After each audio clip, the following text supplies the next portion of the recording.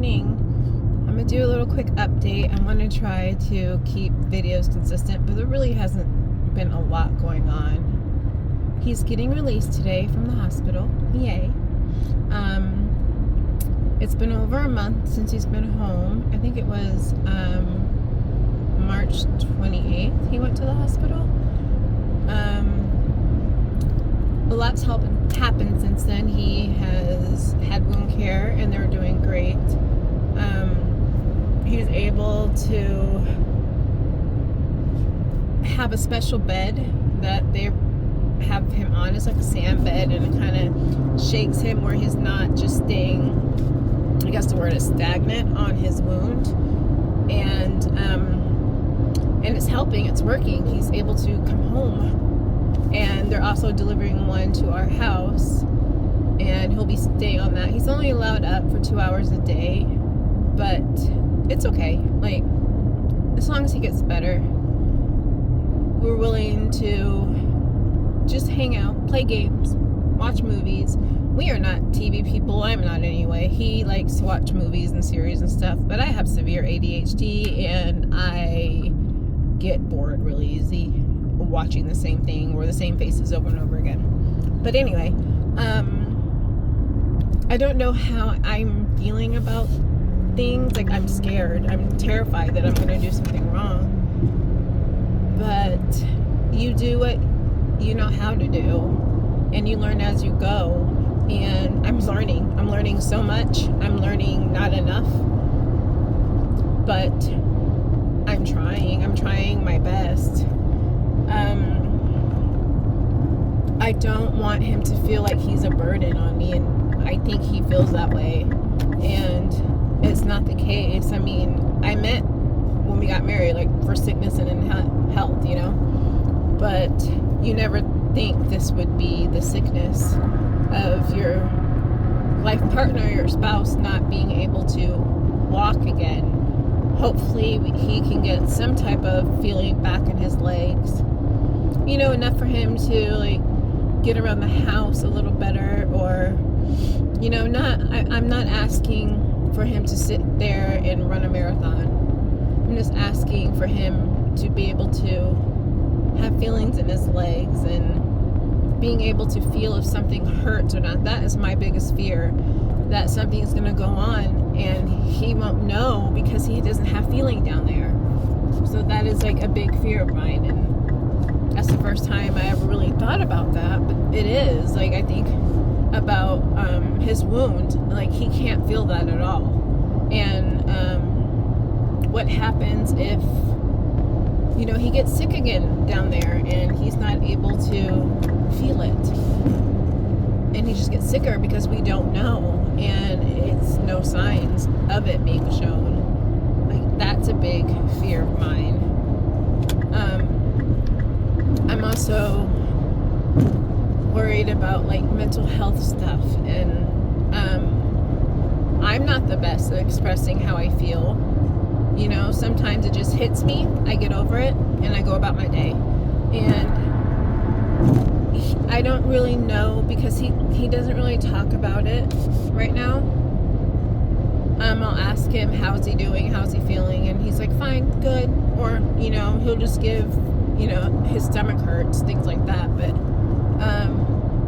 that's because I feel like he's just laying in that bed, so the bottom half of the bed moves, it kind of like vibrates a little, and the top half is still. So even though you can't feel that, I feel like you would still feel uncomfortable, because, like, hips down, it was continuously moving, and from the top up it is still. So I feel like it'd be uncomfortable. But anyway, this is something that we're learning, and we're going to learn, and it's always going to be something that we learn, because it's going to be something different all the time. But I hope he can start his chemo treatment soon again, and his radiation again, because that's his best bet of fighting this thing. He has cancer in his spine that has led him to be paralyzed. You know, a lot of this could have been avoided, but he had crappy doctors at the Orlando VA. They just didn't care. And they still don't care. Like, we're getting random pills, like, still. And who does that, like, without checking on you? They have not checked on him. They didn't check on him. So why are you still sending pills? Like, stupid. And I feel like the incompetence of that freaking hospital is the reason why he's paralyzed now. But it's done, and now we go up from here. But hopefully, you know, once he gets home, everything will be good. He'll be healing still. We've already gotten really great care at the Tampa VA, so hopefully, you know, it will continue. It's very scared because he'll be at home in my care at this point. But yeah, so that was just a little update. I don't know. I'm just scared. I'm terrified. I'm scared of losing a lot of myself, which I already kind of have. But, like, I don't know. It is what it is, right? But hopefully once we find our footing, I can get back to what I knew before. Is I would love to still continue to work, and at least part-time, so I can be home with him, and, you know, in the afternoons when he needs, like, food and care and things like that. But, you know, we'll see. His new wheelchair that he got fitted for, he'll be able to, like, rise up in it and tilt, so he'll be able to, like, pick up things and get himself in and out of bed easier, and that's exciting. So yeah, but anyway, thank you for watching. I'm gonna try to keep these going. It's hard when there's really nothing going on. Right now I'm on my way to go pick him up. He gets to come home, and I won't be going on this highway for 4 hours a day.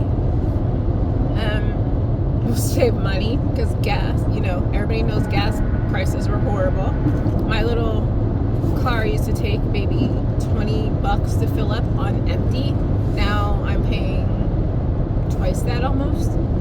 So, and then it's such a small gas tank that I'm putting gas in it every other day, just about. So yeah, but I just want to say thank you for those who've checked on us. And again, like, don't think I'm being mean when you guys ask what do I need, because I don't know. Like, I don't know what I need, and I don't ask for help, and that's a flaw that people say that they have, but I just don't ask for help. And I didn't grow up in the type of family where asking for help was okay. Like, I don't know, but yeah. So thank you for everybody who's reached out, still reaching out, who's come visit him. People that we never thought would reach out to him has reached out, and it's been great. And he's very loved, and I know this. And I like to say that hopefully, this sounds horrible, but if you ever need anything and you ask one of us, you have it. And hopefully, like, those good juju vibes hits back on him, and he's able to regain some type of normalcy. But we'll see. And I hate to put it that way, but, like, sometimes you're like, why? You know, why did this happen? We bend over backwards to help other people, and it's interesting. It's just interesting how the universe works. But that sounds horrible to say, but it's just, I feel like, I don't know. But anyway, thank you for watching, and I ramble a lot. and I have no makeup on, but I woke up early to go get him, and they're delivering stuff to the house today, so I kind of want to be home for that. So he'll be discharged today about 11:30. It is 9:13 now, but so we will update you guys in a few days with him in the video, since it will be easier to film at home, and I think best too when I'm driving. Sorry to those who told me not to film and drive, but I can't do it at home because I can't sit down and I can't just be. So thank you for watching, and I hope you guys have a good day. Bye.